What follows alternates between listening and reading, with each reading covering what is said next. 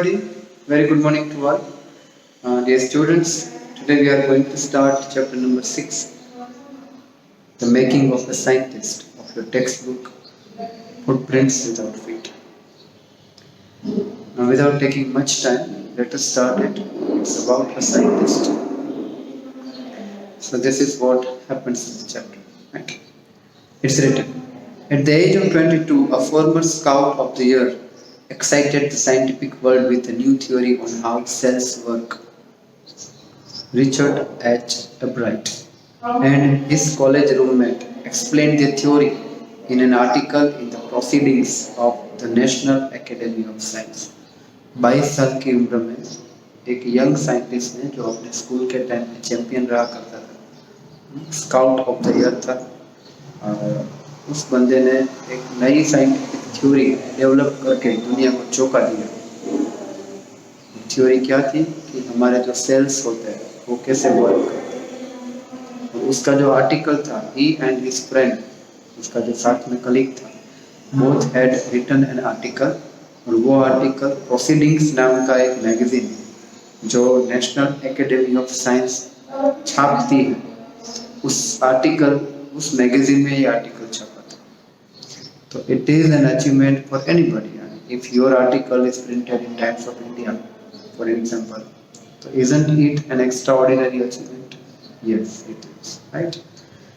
It was the first time this important scientific journal had ever published the work of college students. पहली बार ऐसा हुआ था कि कोई college student का article इस proceedings नाम के magazine में छपा। In sports, that would be like making the big leagues at the age of 15 and hitting a home run. Home run का meaning होता है आपका पहला run. Your first time at bat, यानी ये क्रिकेट की बात नहीं है, ये बेसबॉल की बात है।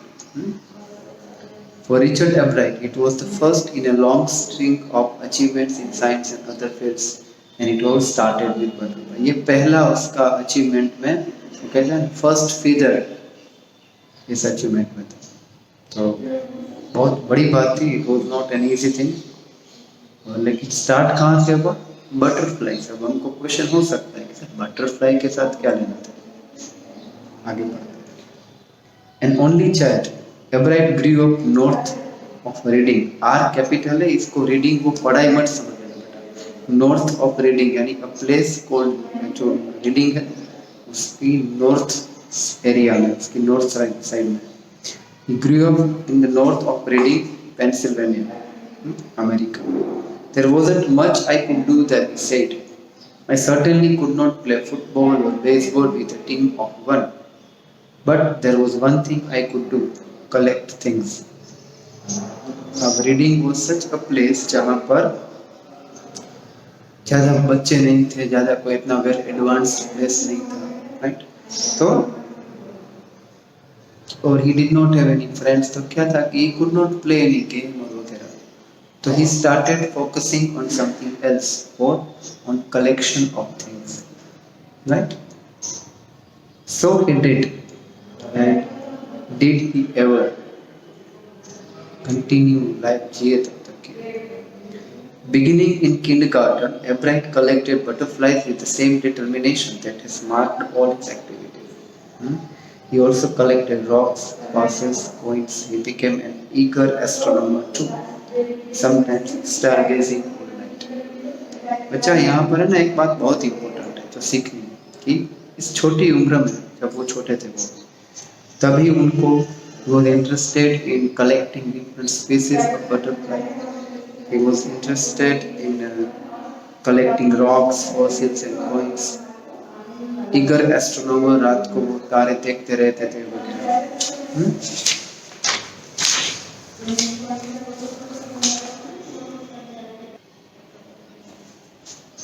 From the first, he had a driving curiosity along with a bright mind. He also had a mother who encouraged his interest in learning. She took him on trips, bought him telescopes, microscopes, camera, mounting material and other equipment, and helped him in many other ways. See the role of mother here. आज की mummy क्या करने की? मेरे बच्चे का birthday है, I would gift him mobile, laptop. Nothing wrong in having this, but we know how we use it, right? तो बचपन में जब शौक डेवलप हो इसलिए वो टेलीस्कोप देते थे, माइक्रोस्कोप आपको कभी किसी ने दिया है माइक्रोस्कोप? हाँ? कैमरा देते थे ताकि वो नेचर की फोटोग्राफी कर सके, माउंटिंग मटेरियल वगैरह वगैरह, यानी she helped him in many ways. I was his only companion until he started school, his mother said. After that, I would bring home friends for him. But at night, we just did things together. Richie was my whole life. यानी ये बच्चे का नाम. After his father died when Richie was in third standard में थे, तभी Richie's father passed away. तो बस दोनों फ्रेंड्स जैसे थे. स्कूल के बाद जब when he started going to school, then he made some friends. उसके बाद उसके फ्रेंड्स कभी कभी इसके घर आते थे. बाकी के टाइम में शाम को माँ बेटा आके थे. She and her son spent almost every evening at the dining room table. If he did not have things to do, I found work for him. Not physical, but learning things. His mother said he liked it. He wanted to learn. जब कोई काम नहीं होता था, तब mummy कुछ और नया काम उसको दे देती, और ऐसा काम जिसमें वो सीख सके. Wanted to learn, that is the biggest thing, curiosity. And learn he did. He earned top grades in school. On everyday things he was just like every other kid. बाकी सारी चीज़ों में ठीक थे, पढ़ाई में माशाअल्लाह बेहतरीन. His mother said. By the time he was in the second grade, Ebright had collected all 25 species of butterfly found around his hometown. और ये बॉक्स दिया ही है आप. तो जो the place named Reading where he was living, वहाँ पर 25 अलग अलग तरह की जात के बटरफ्लाइज पाए जाते. ही कलेक्टेड, सबको पहचानता था. कब? When he was in grade 2, 60 साल का लड़का. That probably would have been the end of my butterfly collecting, he said. But then my mother got me a children's book called Travels of Monarch X. That book, which told how monarch butterflies migrate to Central America, opened the world of science to the eager young collector. Now, after collecting 25 different species of butterfly available or found in his area called reading, he thought कि अब इससे ज़्यादा तो कितने होंगे. तभी उसकी mummy ने बुक दी बच्चों की, तो बच्चा भी पढ़ता था. क्या था वो बुक का नाम? The travels of monarch x. कुछ लोग उसको 10 भी बोलते क्योंकि एक्स 10 भी रिप्रेजेंट करता है. अब जो भी समझ, वो book, the book was about how monarch butterflies migrate to Central America. और बस वहाँ से क्यूरियोसिटी की नई दुनिया खुल जाती है यंग बडिंग साइंटिस्ट के. At the end of the book, readers were invited to help study butterfly migration. They were asked to tag butterfly for research by Dr. Frederick A. Urquhart, the University of Toronto, Canada. Book पूरी होने के बाद एक activity हुआ करती थी. उसमें था कि रीडर्स को बोला जाता कि आप जितने भी मोनार्क बटरफ्लाई को यानी आप पकड़ो, उसको टैग करना, कोई पट्टी पट्टी लगानी है जैसे वगैरह, और वो सेंड करना है किसको? फ्रेडरिक ए उर्खाट, एक डॉक्टर से, university of Toronto, Canada. Ebright's mother wrote to Dr. Urquhart, and soon Ebright was attaching light adhesive tags to the wings of monarch. इसने चालू कर दिया Richard. Anyone who found a tagged butterfly was asked to send the tag to doctor. शायद photo खींच के photo भेजना होगा, tag लगा दिया, क्लिक कर लिया. The butterfly collecting season around reading lasts 6 weeks in late summer. If you are going to chase them one by one, you won't catch very many. So the next step for Ebright was to raise a flock of butterflies. अब एक एक को पकड़ेंगे तो कब पूरा होगा, यानी तो उसने लगा कि मधु यानी बटरफ्लाइज का वो झुंड होता है ना, वो ही ग्रो करते, रेज करते, जैसे मधुमक्खी का झुंड होता है ना, इस तरह से। He would catch a female monarch, take her eggs, raise them in his basement through their life cycle from egg to caterpillar to pupa to adult butterfly. Then he would take the butterfly's wings and let them go. क्या करना चालू किया? Monarch butterflies को raise करना चालू किया, female monarch को पकड़ना, उसके एग्स रेज करना, उसको उसके सारे स्टेजेस पास होने देना, और जब बड़ा हो जाए तो टैग लगाकर उड़ा भी देना। For several years his basement was home to thousands of monarchs in different stages of development. बहुत सालों तक तो ऐसा ही रहा कि उसका जो बेसमेंट था नीचे का ऐसा पार्किंग वाला, वहाँ पर मान लो कि बटरफ्लाई का ही घर हो, इतने बटरफ्लाई के वो। Eventually, I began to lose interest in taking butterflies. It is tedious and there is not much feedback. क्योंकि फीडबैक नहीं आती कि कितने बटरफ्लाई जो टैग किए थे वो पहुंचे, उसको लेकर कोई फीडबैक नहीं। Ebright said, "In all the time I did it," he laughed. "Only 2 butterflies I had tagged were recaptured and they were not more than 75 miles from where I lived." तो एकदम नजदीक में ही थे, यानी वो माइग्रेट करते दूर दूर, ऐसा कुछ हुआ नहीं। आगे लिखा है ना कि वो बहुत दूर जगह पर माइग्रेट करते, वो ऐसा कुछ नहीं। ठीक है।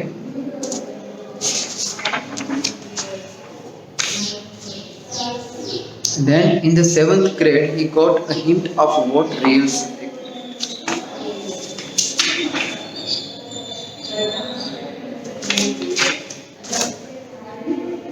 तो उसका इंटरेस्ट अब धीरे धीरे इसमें कम होता जा रहा। Then in the 7th grade he got a hint of what real science is. Then in the 7th grade he got a hint of what real science is when he entered a county science fair. उसके district के level का एक science fair हुआ था, तब उसको समझ में आया कि रियल साइंस क्या है, क्यों लिखा है। When he entered a fair and he lost. It was really a sad feeling to sit there and not get anything while everybody else had won something. सब कोई कुछ न कुछ जीता, मुझे कुछ नहीं। Ebright said. His entry was slides of frog tissues, which he showed under a microscope. कुछ नहीं, फ्रॉग के टिश्यू को माइक्रोस्कोप में दिखाए, तो इसमें तो कुछ नया नहीं। He realized the winners had tried to do real experiments, not simply make a neat display. Already the competitive spirit that drives Richard Ebright was appearing. I know that for the next year's fair I will have to do a real experiment. The subject I knew most about was the insect work I had been doing in the past several years. यही सोचा कि next year project का topic क्या हो, ऐसा ही कैसा जो एक चीज इंसेक्ट पर वो पहले सालों से काम कर रहा है, बटरफ्लाई।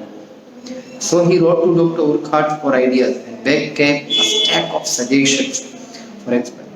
सर मुझे भेजो, इतने सारे सजेशन कि इस पर करो, इस पर करो। Those kept Ebright busy all through high school and led to prize projects in country and international science.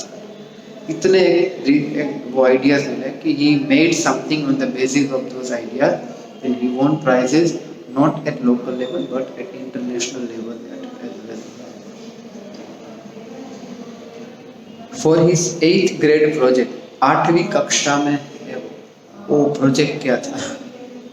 Ebright tried to find the cause of a viral disease that kills nearly all monarch caterpillars every few years. Ebright thought that the disease might be carried by a beetle.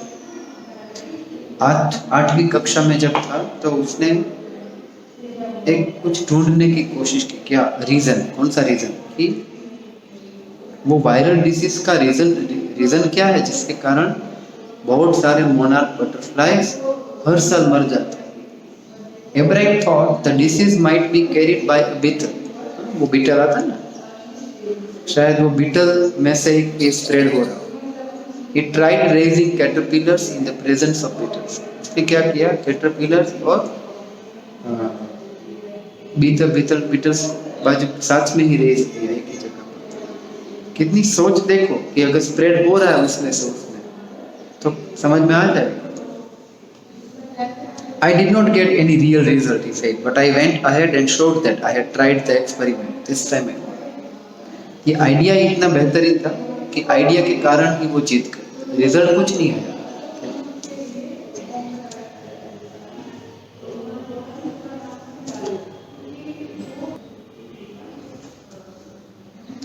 The next year, his science fair project was testing the theory that Viceroy butterflies copy monarchs. Next year उसका project क्या था कि एक और butterfly आते हैं जिसका नाम है viceroy butterfly.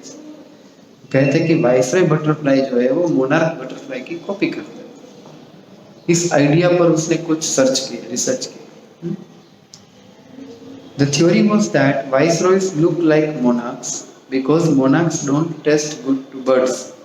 Viceroy on the other hand do taste good to birds. अभी आप पिक्चर में भी देख सकते हैं कि बहुत ही कम डिफरेंस है दोनों, ऑलमोस्ट सिमिलर। तो थ्योरी क्या थी इसके पीछे? Why did viceroy copy monarch? कि वाइसरॉय मोनार्क जो है वो मोनार्क की तरह, viceroy look like monarchs because monarchs don't taste good to birds. Birds जो होते हैं वो मोनार्क्स बटरफ्लाई को अच्छा टेस्ट नहीं करे लगता, उनको खाते नहीं, वो मारते नहीं कि बर्ड्स ऐसे मार तितली बितली को खा जाते। वाइसरॉय जो है वो बर्ड्स को अच्छे लगते तो उसको खा लेते। So the more they look like monarch, the less likely they are to become a bird's dinner. इसका मतलब कि अगर viceroy butterfly they would try more to look like monarchs, तो obviously the bird जो है वो bird would be deceived, वो cheat हो जाएगा, वो फूल हो जाएगा कि भाई ये है, ये तो मोनार्क है तो उसको नहीं खाना है, जबकि वो है क्या? वाइस। ये स्मार्टनेस सोचो बच्चा।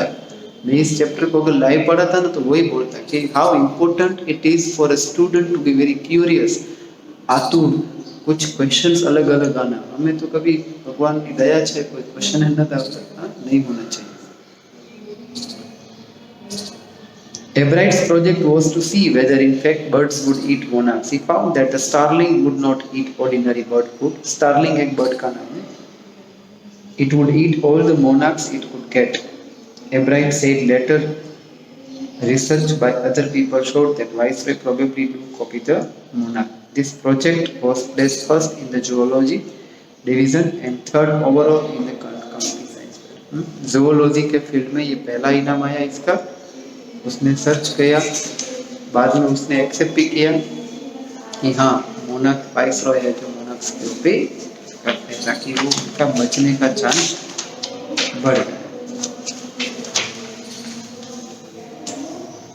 In his second year in high school, Richard Ebright began the research that led to his discovery of an unknown insect hormone.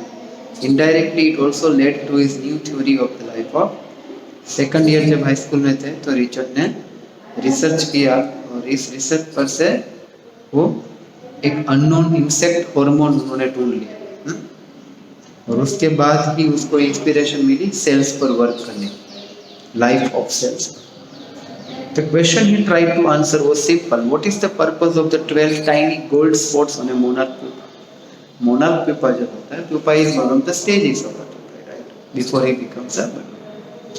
तो क्वेश्चन ये था कि मोनार्क प्यूपा के बॉडी पर टाइनी गोल्ड स्पॉट्स वो भी 12, उसका पर्पस क्या सिर्फ डेकोरेशन के लिए, वो ब्यूटीफुल लगे उसके लिए वगैरह।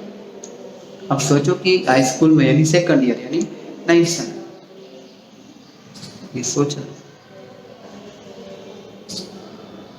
Everyone assumed the spots were just ornamental, right? But Dr. Urquhart did not. सब ये मानते थे ज़्यादातर ये तो ब्यूटीफुल लगे ना इसीलिए, लेकिन डॉक्टर उर्कहार्ट का मानना कुछ अलग था। To find the answer, Ebright and another excellent science student first had to build a device that showed that the spots were producing a hormone necessary for butterflies to grow. पहले तो उसने और उसके दोस्त ने मिलकर एक डिवाइस बनाया उस डिवाइस से वो प्रूव कर सके कि जो ये ब्यूटीफुल गोल्डन स्पॉट्स है वो एक्चुअली बटरफ्लाई के डेवलपमेंट में काम। This project won Ebright first place in the country fair and entry into the International Science and Engineering Fair. There he won third place for zoology. He also got a chance to work during the summer at the entomology laboratory of the Walter Reed Army Institute of Research. First place आया county में international science और engineering fair में उसको entry मिल गई, वहाँ पर उसका third number आया और एक चांस मिला है बहुत ही फेमस लेबोरेटरी जहाँ पर थी Walter read army institute of research, वहाँ पर उसको काम करने का मौका मिला, यानी फ्री में सीखने के लिए आप आओ। As a high school junior, Richard Ebright continued his advanced experiment on the monarch pupa. That year, his project won first place at the International Science Fair and gave him another chance to work in the Army laboratory during the summer. दूसरी बार हिस्सा लिया, इस बार first आए और काम ज़्यादा मिला, वहाँ पर काम करने का मौका लेबोरेटरी एक और साल। In his senior year, he went a step further. He grew cells from a monarch's wings in culture and showed that the cells would divide and develop into normal butterfly wing scales only if they were fed the hormone from the bull. उसने monarchs की wings में से cells develop किए और उसने ये साबित किया कि सेल्स जो है वो आगे मल्टीप्लाई होंगे और वो बटरफ्लाई बनेंगे only if they get fed by the hormones from the gold spot, यानी जो गोल्ड स्पॉट्स थे उसमें हॉर्मोन्स हुआ करते और वो हॉर्मोन्स को फीड करके ही सेल्स डेवलप होते थे, ये उसने ढूंढा, वरना के बटरफ्लाई होगा ही नहीं, बनेगा ही नहीं। That project won first place for zoology at the international fair, फिर से फर्स्ट प्लेस, वो भी international. He spent the summer after graduation doing further work at the Army laboratory and at the laboratory of US Department of Health. हर जगह पर ये laboratory में काम करने लगे, सीखने लगे। The following summer, after his freshman year at Howard University, Ebright went back to the laboratory of the Department of Agriculture and did more work on the hormone from the gold spots. Using the laboratory's sophisticated instruments, he was able to identify the hormone's chemical structure. उसी अगले साल के summer में वो अलग-अलग यानी Harvard में पढ़े, पहले साल जो था उनका, तब वो उस लेबोरेटरी में भी गए एग्रीकल्चर डिपार्टमेंट की, और क्योंकि वहाँ पर संसाधन सब एडवांस होते हैं सब, तो हार्मोन जो थे उसकी मोनाक्स के ना गोल्ड स्पॉट्स वाले, उसका केमिकल रिएक्शन भी और केमिकल स्ट्रक्चर भी उसको समझ पाया। A year and a half later, during his junior year, Ebright got the idea for his new theory about cell life. It came while he was looking at X-ray photos of the chemical structure of a hormone. Cell life को लेकर एक नया idea आया, कब? जब वो x ray hormone के structure का जो एक्सरे था वो देख रहा था। When he saw those photos, Ebright did not shout "Eureka" or even "Hey, I have got it," but he believed that along with his findings about insect hormone, the photos gave him the answer to one of biology's puzzles: how the cell can read the blueprint of its DNA. DNA is the substance in the nucleus of a cell that controls heredity. It determines the form and function of the cell. Thus, DNA is the blueprint of life. ये उसने साबित कर दिया कि DNA है वो blueprint of life है। Sales कैसे डेवलप होते हैं? DNA के बेस पर डेवलप होते हैं। तो सेल्स को अच्छे से स्टडी कर लिया तो DNA का सब समझ में आ जाएगा। देखो ये DNA आप भी समझते हैं, हम भी समझते हैं कि कहते हैं ना कि हम टॉल हो गए, डार्क हो गए, वाइट हो गए, छोटे रहेंगे मेरी तरह, वो सब हमारे DNA पर पेरेंट्स के होता है। Ebright and his college roommate James R. Wong worked all that night drawing pictures and constructing plastic models of molecules to show how it could happen. Together they later wrote the paper that explained the theory. Ebright और उसके दोस्त ने, James ने, पूरी रात जाके pictures draw किए, plastic models बनाए मॉलिक्यूल्स के, समझने के लिए कि कैसे होता है। बाद में एक लेटर पेपर भी प्रेजेंट किया जिसमें थ्योरी एक्सप्लेन कर सके। Surprising no one who knew him, Richard graduated from Harvard with highest honor, second in his class of 1510। दूसरे नंबर 1500 बच्चे में दूसरा, वो भी हार्वर्ड में। Albright went on to become a graduate student researcher at Harvard Medical School. There he began doing experiment to test his theory. वहाँ पर ही वो रहे, आगे पढ़े और रिसर्च अपना कंटिन्यू रखा थ्योरी का। If the theory proves correct, it will be a big step towards understanding the process of life. It might also lead to new ideas for preventing some type of cancer and other disease. अगर ये DNA का अच्छे से मामला सुलझ जाए, according to him, तो बहुत सारे डिसीज को भी आने से रोका जा सकता है। All of this is possible because of Albright's scientific curiosity. His high school research into the purpose of the sports on a monarch pupa eventually led him to his theory about। बचपन से जो curiosity थी monarchs pupa के जो gold spots, वो curiosity उसको इस stage पर लेकर आई कि आज वो डीएनए के बारे में सर्च करता है।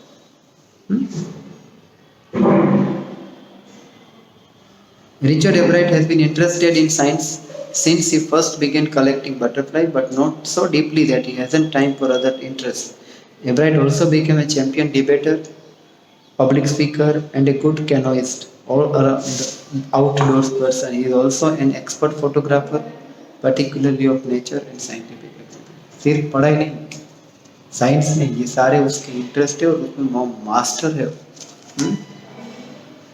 In high school, Richard was a straight A student because learning was easy. He turned a lot of his energy towards debating and Model United Nations Club.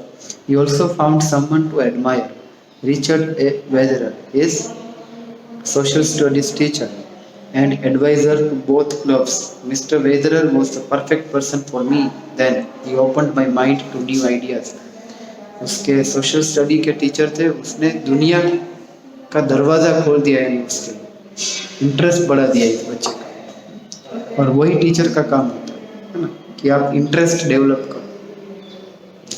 Richard would always give that extra effort, Mr. Weather said. What pleased me was here was this person who put in 3 or 4 hours at night doing debate research, besides doing all his research with butterfly research. सबसे बड़ी बात क्या लगी इसके बारे में कि एक साइड वो रिसर्च के बारे में काम करता है, दूसरी बार वो डिबेट्स की तैयारी करता है, थकता ही नहीं। डिलीजेंट बोलते हैं जो कभी नहीं थकते, वो diligent. Richard was competitive, Mr. Wetherell continued, but not in a bad sense. He explained, Richard wasn't interested in winning for winning's sake or winning to get a prize. He was winning because he wanted to do the best job he could for the right reasons. He wants to be the best. किसी को हराने के लिए नहीं जीतना था, हर बार जीतना इसलिए था ताकि वो अपना बेस्ट दे सके, और वही फीलिंग्स होनी चाहिए जब आप जीतना चाहो कुछ। And that is one of the ingredients in making of a scientist. Scientist बनने के गुण क्या है according to this chapter? Start with a first rate mind, mind हो चाहिए सॉलिड, उसमें क्यूरियोसिटी ऐड करो, मिक्स इन द वेल, जीतने की इच्छा, to win for the right reasons. Albright has these qualities. From the time the book The Travels of Monarch X or 10 opened the world of science to him, Richard has never lost his scientific curiosity. Curiosity जिंदा रहनी चाहिए, interest जिंदा रहना, that makes a person different. Okay students, तो ये chapter यहाँ पर खत्म होता है। कीप रीडिंग, अब और 1 और 2 चैप्टर्स बाकी है और वो भी वेरी सून पूरा कर देंगे। Take good care of yours. Thank you. Jai Hind.